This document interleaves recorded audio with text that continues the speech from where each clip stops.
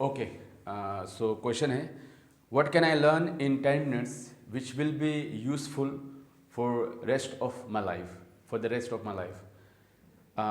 मैं 10 मिनट में क्या सीखूं जो कि मेरी बाकी की ज़िंदगी के लिए यूज़फुल हो। 10 मिनट में सिर्फ इन्फॉर्मेशन ले सकते हैं, है ना, बातें ले सकते हैं, जानकारी ले सकते हैं, स्किल नहीं। स्किल के लिए 10 मिनट नहीं, 10 घंटा भी नहीं, बल्कि हज़ारों घंटे लगते हैं एक हुनर को मास्टर करने के लिए। हज़ारों घंटा, 500 घंटा, 200 घंटा। चलिए, 10 मिनट में मैं अपनी तरफ से ये 2-4 चीज़ें बता सकता हूँ। बाकी आप किताबें पढ़ें तो ज़्यादा आपको समझ में आ जाएगा अंदर की बात।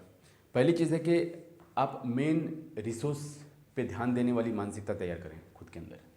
मेन सोर्स जो रेफरेंस बुक है, मेन बुक, उसके ऊपर ध्यान दें। अगर आप किसी कंपनी, किसी ऑर्गेनाइजेशन का हिस्सा हैं तो उस ऑर्गेनाइजेशन का मेन डॉक्यूमेंटेशन क्या है ना, उसका मेन मकसद का जो पेपर है, मेन मकसद का जो मेन मकसद की जो बुक है उसके ऊपर ध्यान दें। क्योंकि मेन मकसद और मेन सोर्स के ऊपर जो मैनेजर लेवल के लोग होते हैं, जो वर्कर लेवल के लोग होते हैं मानसिकता वाले, और यहाँ तक कि वो ऑनर लेवल के लोग आजकल, या ऑनर लेवल के लोग होते हैं इस सदी में, वो लोग भी मेन सोर्स के ऊपर ध्यान नहीं देते हैं। तो आप देखोगे कि ऑनर से लेके वर्कर तक सब आईक्यू से कम, सबका जो मानसिकता है, जिसका जो सोचने की सलाहियत है, वो बहुत कमज़ोर होता है। तो अगर आप चाहते हैं कि आपकी सोचने की सलाहियत, आपकी मानसिकता कमज़ोर ना हो, तो मेन सोर्स के ऊपर ध्यान दें। अगर आपने मेन सोर्स के ऊपर ध्यान नहीं दिया तो आप एक पढ़े लिखे जाहिल कहलाएंगे, या बोलेंगे डम, मूर्ख आदमी। और जो मेन सोर्स के ऊपर ध्यान देता है, मतलब किसी धर्म का ले लीजिए वेद, कुरान, किसी कंपनी का ले लीजिए उसके MOA, AOA, है ना, मतलब अगर आपने मेन सोर्स के ऊपर ध्यान नहीं दिया, आपने नहीं खोला उसको, नहीं पढ़ा उसको, नहीं समझा, तो आप इंसानों में जिसको मेन सोर्स पता है, आप उसके सामने एक डब्बा है, मूर्ख हैं आप।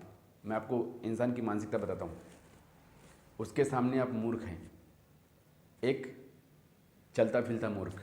चलता फिरता मूर्ख मतलब आप इंसान तो है लेकिन जानवरों के जैसा, जिसको कुछ पता नहीं है। पढ़े लिखे जाहिल, जिसको मेन चीज़ नहीं पता है। हाँ, आपको कला आता होगा, कुछ चीज़ें करना आता होगा, कुछ बनाना आता होगा, कुछ समझाना सिखाना आता होगा, वो ठीक है, लेकिन आप इंटेलिजेंट नहीं हैं, आप इंटेलेक्चुअल नहीं हैं। So focus on main source, है ना। और मेन सोर्स में फोकस करने से आपको क्या होगा कि आपका सबका अटेंशन आपकी तरफ आ जाएगा, जो नीचे वर्कर लेवल के, मैनेजर लेवल के लोग हैं, और बाकी जितने सारे खुद को जो नकली होशियार समझते हैं, उन सब का ध्यान आपकी तरफ आ जाएगा, आप अगर मेन सोर्स के ऊपर ध्यान देंगे तो। ठीक है, तो मेन सोर्स से आपको मेन चीज़ मिल जाएगी, जो मेन मकसद है। उसके बाद है कि हिस्ट्री को समझने वाला, हिस्ट्री को चेक करने वाला मानसिकता आप तैयार करें। हिस्ट्री सिर्फ 200 साल, 100 साल पुराना, 50 साल पुराना नहीं, बल्कि 1000 साल, 2000 साल, 3000 साल पुराना भी, बल्कि 3 महीना, 4 महीना पुराना भी। मतलब किसी भी चीज़ में आप हिस्ट्री को समझने के लिए अपने अंदर वो सेंस पैदा करें कि हिस्ट्री को अगर मैं समझा, वो इंडिविजुअल की हिस्ट्री हो, उसका 2 साल, 5 साल, 10 साल, 20 साल पीछे का, 30 साल, वो सोसाइटी की हिस्ट्री हो, वो कल्चर की हिस्ट्री हो, वो धर्म की हिस्ट्री हो, कंपनी के टीम की हिस्ट्री हो, मतलब किसी तरह की भी हिस्ट्री हो, वो हिस्ट्री को समझने की आपके अंदर वो काबिलियत आनी चाहिए। अगर आपने हिस्ट्री को समझ गए, खोल खाल के समझ गए कि ये है तकलीफ़, तो आने वाले टाइम में उस तकलीफ़ से निजात पाने के लिए, उस तकलीफ़ से मुक्ति पाने के लिए आप खुद डायरेक्शन खुद को देंगे और दूसरों को भी दे पाएंगे, है ना, आप मूव कर पाएंगे। लेकिन हिस्ट्री आपको समझनी चाहिए कि वो काम कैसे करता है, वो किस तरह से हो गया। एक इंजीनियर वाला माइंड हो जाएंगे आप अगर आपने हिस्ट्री में जाके उसको खोल खाल के उसके अंदर अपना ब्रेन लगाया, आपने तदब्बुर किया, फिर रिसोर्सेज से मैच किया आपने कि इसकी वजह से ये हुआ था, इसकी वजह से ये हुआ था, इसकी वजह से ये हुआ था, उसके सबूत ये सब रिसर्चेस हैं, है ना। ये सब लोग हैं, ये सब लोगों की हरकतें हैं, है ना। ये सब अगर आपने करना स्टार्ट किया तो एक अपना इंजीनियरिंग वाली माइंड के साथ आप अपनी ज़िंदगी गुजारेंगे। आपको पता होगा बहुत सारी चीज़ें कि आप इससे क्या हो जाएगा, उससे क्या हो जाएगा, इसके बाद ये क्या होगा, इसके बाद उस तरह से कैसे होगा, ये आपके अंदर अपने आप वो डेवलप हो जाएगा। ठीक है, हिस्ट्री पे ध्यान दें। और लास्ट के 2-3 मिनट में ये बताना चाहूँगा कि खुद को लोगों को इन्फ्लुएंस होने ना दें, करने ना दें। आप सोसाइटी में जो रहते हैं, लोगों के बीच में, सोसाइटी में रहते हैं, स्कूल में रहते हैं, कॉलेज में रहते हैं, वर्क प्लेसेस में रहते हैं, आप जहाँ पे भी रहते हैं, बड़े बड़े विद्वानों के बीच में रहते हैं, मूर्खों के बीच में रहते हैं, चालाक लोगों के बीच में रहते हैं, है ना, होशियार लोगों के बीच में रहते हैं, आईक्यू हाई वाले के लोगों के बीच में रहते हैं, आईक्यू लो वाले के लोगों के बीच में रहते हैं। तो इनको खुद को इन्फ्लुएंस ना करने दें।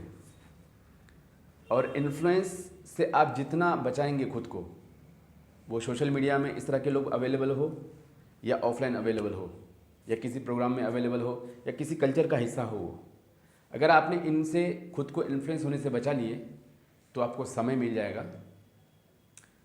स्टडी को समझने का, स्टडी करने का, नॉलेज लेने के असल मकसद का।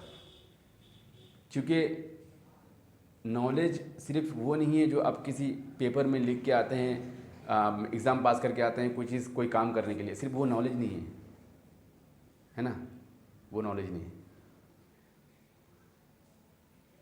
तो अगर चाहते हैं आपको नॉलेज मिले, और नॉलेज वो है जो आपको फ़ायदा पहुंचाए, है ना, आपकी पूरी ज़िंदगी में फ़ायदा पहुंचाए, आपकी पर्सनल लाइफ में भी फ़ायदा पहुंचाएं और प्रोफेशनल लाइफ में भी फ़ायदा पहुंचाएं, है ना। आप बड़े 3-4 हज़ार करोड़ की बिजनेस भी संभाल रहे हैं, तभी भी आपको वो फ़ायदा पहुंचाए नॉलेज। और अगर घर में रहते हैं, फैमिली के साथ रहते हैं, वहाँ पे भी वो नॉलेज फ़ायदा पहुंचाए। मतलब आपकी पर्सनल और प्रोफेशनल दोनों लाइफ में वो नॉलेज फ़ायदा पहुंचाए। बस उसी नॉलेज को लेने के लिए की बात कर रहा हूँ मैं, कि वो नॉलेज आपको डेली लेना पड़ता है, लर्निंग करना पड़ता है, हर रोज़ मरते दम तक। और हर रोज़ मरते दम तक नॉलेज लेने के लिए आपको इनके इन्फ्लुएंस से बचना पड़ेगा। अगर नहीं तो आप एक तरफ निकल जाएंगे, और हो सकता है उस तरफ जब निकलेंगे तो आप अपनी पर्सनल लाइफ में पीस और प्रोफेशनल लाइफ में पीस, ये दोनों जगह पे पीस, शांति को कॉम्प्रोमाइज़ कर लेंगे। तो उसको कॉम्प्रोमाइज़ ना करें, और चाहते हैं अगर ना करें, रेस्ट ऑफ द लाइफ में जो आपकी ज़िंदगी बची हुई है, 10 साल, 15 साल, 20 साल, 30 साल, 40 साल, तो डेली नॉलेज लें और डेली नॉलेज फ़िल्टर करके लें। ऐसा नहीं कि कोई भी Tom Dick and Harry knowledge दे रहा और नॉलेज ले रहे हैं। नॉलेज को फ़िल्टर करके लें, उनको एनालिसिस करें, उनको चेक करें, उनको कंपेयर करें, तब जाके नॉलेज लें। Thank you.